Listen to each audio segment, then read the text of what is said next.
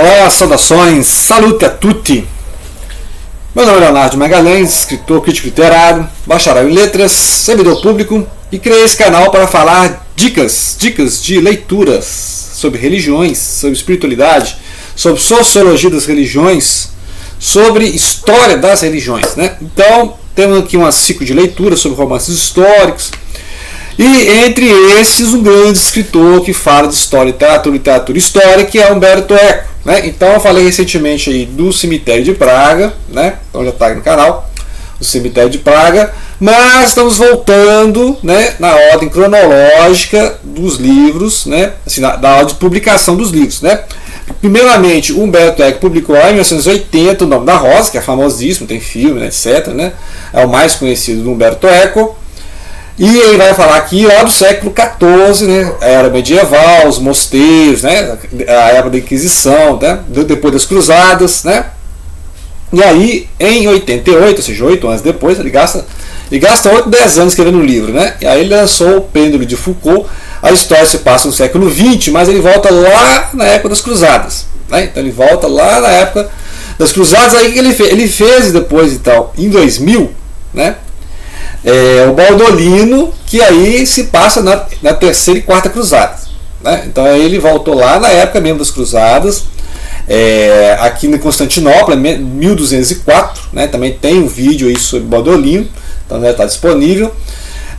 Então a ordem de publicação não é exatamente uma ordem cronológica, né? Porque aqui, por exemplo, esse livro vai ser escrito 20 anos depois, né, do Nome da Rosa, só que a história se passa um século antes. Né? Então você tem a história do Nome da Rosa, que é escrito em 1980, e a história se passa em 14. O Baldolino, escrito em 2000, e a história se passa lá no século 13. Né? Muito bem, aí aqui no Cemitério de Praga, que é 2010, né, vai se passar no século 19. Então, né, então é complicado isso, né, seguir a ordem de publicação. Tem uma ordem de publicação, mas está a ordem cronológica, entender os períodos históricos. Esse aqui é mais complexo porque, de certa forma, ele vai abarcar todas as épocas. Né? Ou seja, ele vai incluir todos os outros. Dentro desse livro estão incluídos todos os outros livros, porque vai falar das Cruzadas, né? Das Guerras Santas, vai falar da Inquisição, vai falar dos Templários, né? Vai falar das conspirações lá da época da maçonaria, né? Depois vai ter o século XIX, século XX, vai falar até a época ali da Segunda Guerra Mundial, né? Porque vai ter um personagem aqui que vai questão da Itália, mão dos fascistas, né? Então toda a questão histórica. É um livro que tem 3 histórias, na verdade tem 3 histórias acontecendo, que são as memórias de um dos personagens. Depois tem o personagem narrador, que vai contar o plot central, e aí tem as conspirações, né? Que é o tema. Né? Eu li esse livro aqui 25 anos atrás, ou seja, em 2000, tá? Nem tinha sido lançado o Baldolino, né? Então, o Baldolino só vi. O Baldolino demorei 20 anos para ler, né? Eu sabia que estava sendo lançado o Baldolino, estava lendo esse livro, já tinha lido O Nome da Rosa. Aí eu fui reler esse livro em 2018, e aí eu comecei a estudar Kabbalah, porque esse livro foi a primeira vez que eu vi falar de Kabbalah, né? Lá em 2000, só que eu, né, assim, não tinha muito interesse.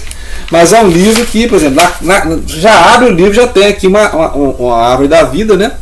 E eu não tinha a mínima ideia do que é a árvore da vida e tal, né? O que é isso? E aí tem toda a paródia, tem toda a questão, né? Aqui, os capítulos já são, né? Queta, que é a coroa e tal, né? Tem muita coisa em hebraico, eu nem sabia que era hebraico, né? Nem sabia que a Bíblia é escrita em hebraico, que a Bíblia é escrita em latim, que a Bíblia é escrita em grego e tal, né? Então, aqui esse é o objetivo do Umberto Eco aqui, é fazer uma ironia, uma paródia com todas essas conspirações, né? Que também acontece aqui no Cemitério de Praga, né? Que é a mesma coisa, são as conspirações, né? Os grupos que se organizam, e aqui ele vai explicar desde a questão do Graal, né? Desde a questão do Graal, né?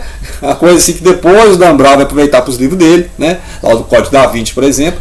Vai voltar na procura do Graal, que também tem no Baldolino. Então por isso que eu falei, esse livro aqui tem todo um pouquinho, né? Parece que os outros livros foram só para desenvolver esse livro, né? Pegar assuntos desse livro e desenvolver. Então, o Baldolino, o Graal, né? Aquela questão lá da Idade Média, o sangue real, né? Aconteceu com. Aí vai ter aquele ciclo arturiano, né?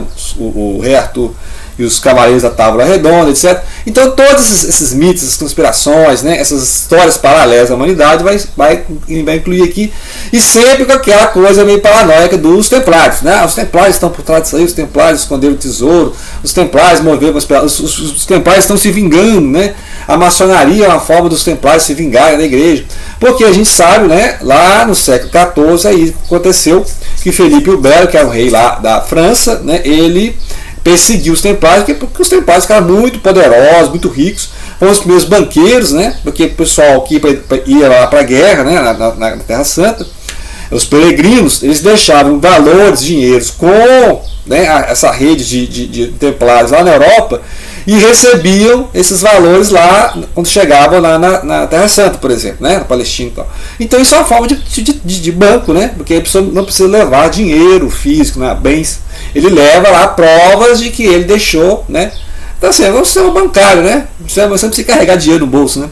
Hoje em dia ninguém carrega dinheiro no bolso, né, faz um pix aí, tipo assim. Então, e aí o Felipe o Belo queria a grana, né, queria um empréstimo dos Templários, os Templários negaram, vai se entender por quê, e aí os Templários negaram, e aí ele tá bom, então ele acusou os Templários de um monte de conspiração, né, de satanismo, um monte de coisa lá, e arruinou com os Templários. Aí isso dispersou, só que lá no século XVI, né, 16 tinha os alquimistas, muita gente do meio judaico estava se convertendo forçadamente ao cristianismo e levando muita coisa de alquimia, de cabalá para os meios cristãos, né, os meios assim, pessoal medievalista, renascentista. No século 17, 1600, né, vai surgir a Rosa Cruz, né, os Rosa Cruz. Os manifestos Rosa Cruz serão publicados. E quem são os Rosa Cruz? Nunca se sabe, né, exatamente quem são, né, mas são muito ligados à reforma protestante. Já estava acontecendo a reforma protestante desde, né, a época do Lutero e do Calvino, no século XVI. Né. Mas interessante que ali estava acontecendo a reforma protestante, ao mesmo tempo a Cabalá cristã estava sendo criada, né, porque uma releitura da Cabalá judaica. E também a questão da maçonaria, que aí a maçonaria começou, a maçonaria que eram grupos de corporações de construtores desde a Idade Média, né? Mas não tinha esse caráter esotérico. Isso foi acontecer justamente nessa época do ritual maçônico escocês, século XVIII, né? Também vai entrar aqui e também vai ser discutido aqui, né? Que aí a maçonaria no século XVIII e XIX.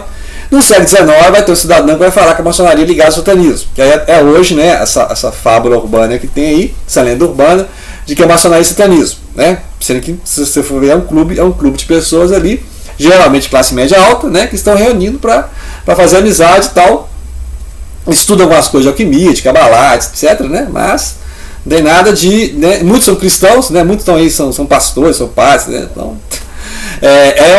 outra teoria da conspiração. Então aí vai colocando uma teoria da outra, né? Porque a maçonaria surgiu onde? A maçonaria surgiu na Idade Média. A maçonaria não. A maçonaria vem lá do tempo de Salomão. Não, ela vem lá do Egito Antigo.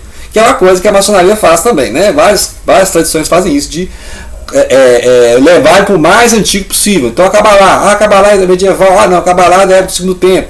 Não, a Cabalá é da época de Salomão. Não, a Cabalá é da época de Moisés, é da época de José do Egito. Não, foi Abraão que criou a Cabalá, né? Então vai saber, né? Vai saber. Pode ser que Abraão criou o Cabalá, pode ser que a maçonaria surgiu no Egito Antigo, né? Vai saber, né? Então, esse canal aqui não é para afirmar nada, não estou afirmando nada, não sei de nada. Estou falando que as conspirações, se a conspiração é isso, né? Se é uma narrativa dentro de uma narrativa, então você pode dizer que Adão e Eva criaram a Cabalá. Pronto, Adão e Eva criaram a Cabalá, né? Vai dizer então que o rei Davi criou a maçonaria. Beleza, a narrativa. Se você achar aí um monte de algumas provas, falar que Salomão inventou a maçonaria. Então é isso que ele está fazendo, ou seja, como são narrativas, eu posso criar a narrativa, e aí os colegas aqui do livro, que eles têm uma revista sobre esoterismos, né, eles vão criar justamente essas narrativas, tentando juntar essas histórias, vão criar uma grande conspiração de que os Templários estão movendo a história, tipo os Illuminati, né, que é outra conspiração, que aí o Dan Brown usou também para os livros dele, que existe uma sociedade secreta ao longo do tempo, da história, que está movendo a humanidade, né, a grande conspiração, os Illuminati, os Templários, né, que a maçonaria que está movendo a história através de pessoas que ele chama de diabólicos, né? Então é essa a ideia da conspiração, que existe um poder global, né, globalismo, que está movendo, né? Então ele vai mostrando É uma obra que é escrita por um ateu, né? Ele é a favor da moral laica e tal, a gente sabe disso. É um grande escritor ateu, por exemplo, né? Igual o Saramago, igual o Salman Rushdie, né? Mas são autores que trabalham o tempo todo com religião. Por exemplo, o Saramago tem uma obra belíssima, que é o Evangelho segundo Jesus Cristo. Você pode nem concordar com a obra, mas ela é belíssima, né? O cristão católico, por exemplo, vai ficar horrorizado, tal, ele fica chocado, mas não é esse o objetivo do livro, né? Eu vou reler aqui o Evangelho segundo Jesus Cristo e mostrar a beleza literária do livro, do personagem que ele criou. E aí o Salman Rushdie, né, os versos, Satanic Verses, né, também lá que criou maior polêmica com os muçulmanos, mas é uma bela obra, por mais que ele, né, ele escreva para chocar mesmo, porque esses escritores, né, a literatura é isso, né, a literatura cria um efeito, né, o objetivo da literatura como obra de arte tem que criar um efeito. Se ela não cria um efeito, então, né, então por mais que você não concorde com o conteúdo, a forma, a escrita, a obra literária tem um valor em si, né, um valor estético. Então por mais que algumas coisas eu não concordem no Evangelho de Jesus Cristo, o Satanic Verses eu li uns trechos e eu achei muito exagerado, né? Então assim, não é o melhor livro do Salman Rushdie. Então tem uns Filhos da Meia-Noite que eu acho fantástico, né? Então o Pêndulo de Foucault também não é o melhor livro do Humberto Eco, é o mais difícil. Eu acho que os melhores livros do Humberto Eco ainda é O Nome da Rosa, com certeza, um dos melhores livros dele, assim, de criação de personagem, de enredo, né? Mas o Pêndulo de Foucault, por mais que seja confuso, né? Eu acho que essa confusão que ele cria no enredo é proposital, né? Ele faz de propósito. Essa quantidade de personagens, sub-enredos na história, é para mostrar justamente isso, que a história é muito confusa, né? E que a gente tenta encontrar uma explicação mais simples, né? As pessoas reduzem a história a algumas coisas para tentar explicar esse volume de acontecimentos e dar uma ordem. Então tem o marxismo que vai dar uma ordem, é a luta de classe, então uma classe contra a outra, até que no final vai ser o comunismo, né? Tem outros que são o rodízio de elites, né? Tem o Pareto, né? Pareto, que é o rodízio de elite, vem uma elite aí é substituída por outra elite, ela entra em decadência e tem outra elite, né? A gente vê nos países, né? Os grandes poderes mundiais, você vê que os grandes poderes mundiais vão se alternando, né? Então você tem lá a Babilônia, depois você tem a Pérsia, você tem a Grécia, você tem Roma, depois você tem os bizantinos, depois você tem o Império Otomano, depois você tem o Império Britânico, aí agora você tem o Império Americano, o Império Americano tem decadência. O que virá depois do Império Americano, né? A gente não sabe. Então, ou seja, essas ascensões e decadências das elites dos países, né, é uma forma de explicar a história. Então você pode também explicar, não é luta de classe, não, isso é luta de elites. Né? Na verdade, não é o proletariado que vai tomar o poder, é outra elite. Então a elite cai e vem outra elite e toma conta até ficar decadente, aí vem outra elite. Né? Então são formas de explicar a história, e aí Humberto Eco mostra isso. Né? E as várias conspirações, por exemplo, a Terra plana. Né? A Terra plana está aí, pessoas aqui na internet falando da Terra plana, que a Terra plana. Aí aqui no Pêndulo de Foucault é uma experiência para mostrar que a Terra está girando, por exemplo. Né? Então é um pêndulo, tem uma base fixa, mas ele vai se locomovendo assim, né, ao longo de um círculo, né, e vai mostrando que, na verdade, o pêndulo está fixo, o que está movendo é a Terra. Né? A experiência mais ou menos isso aqui ele explica, né? O Pêndulo de Foucault, Foucault aqui não é o Michel Foucault, o filósofo, né, o pensador, mas é um cientista, né? Não lembro o nome dele aqui agora. Foucault, ele provou o movimento de rotação da Terra. Então há um fio que a Terra é que vai se movendo, né? E aí vai ter a pontuação, né? Então tem internet aí, né? Vários vídeos mostrando a explicação científica. Eu não sou físico, né? Então não vou cismar de explicar um conceito físico aqui, mas é uma das teorias, né, conspiratórias que existem, de que a Terra ela está fixa no espaço e o Sol e a Lua estão girando, né, que aí é o terraplanismo. Aí volta lá, né, fala que na Idade Média de terraplanismo. Várias pessoas levam isso a sério, coisa fantástica, né? O pessoal fugiu da geografia mesmo, né? Então a gente é conspiração, isso é coisa assim. Falaram que o homem não foi na Lua, né? Que tudo foi gravado lá no estúdio, lá na Califórnia, lá. Que um foguetinho lá fingindo como foi na Lua, e aquilo tudo é ficção, né? Mas os russos até hoje não criticaram, né? Então a grande prova de que o homem foi na Lua é que os russos nunca negaram, né? Os mais interessados em negar o homem na Lua são os russos, né? Os soviéticos nunca negaram, que eu saiba. Então, né, não sei também se o homem foi na Lua, também, né? Não é essa a questão, mas também não vou montar um blog falando que o homem não foi na Lua, né? Também, você entendeu? Então essa é a conspiração, é você pega alguns fatos e começa a criar uma teoria. Não, a NASA está nos enganando, o homem não foi na Lua, né? A Terra só vai até a Antártida, né? Tem um grande buraco na Antártida, a Terra é oca, existe seres vivendo dentro da Terra. Então essa aqui é uma grande paródia sobre as conspirações, né? Essas teorias que surgem, as pessoas vão compartilhando isso e passam a viver em torno disso, né? É um livro que eu recomendo para ler assim, no sentido de você ler com visão crítica também, né? Tem que ser muito crítico, porque é uma paródia, é uma ironia, é um sarcasmo total, né? Mas tem grandes descobertas assim, de manuscritos, de leituras medievais, para entender contexto histórico, né? Porque é um romance que vai trabalhar conceitos históricos, por isso que a gente fala romance histórico, né? E claro, ler, né, O Nome da Rosa, que eu acho assim, mais básico, para entender o que é que Humberto Eco, a visão que Humberto Eco tem de mundo, né? E aqui também pelo valor literário, né? Valor literário do Nome da Rosa, por mais que você não concorde com algumas críticas que ele faça, né? Não é a sua visão de mundo, mas é literatura, né? Então fica aí a dica das obras de Humberto Eco. Depois, né?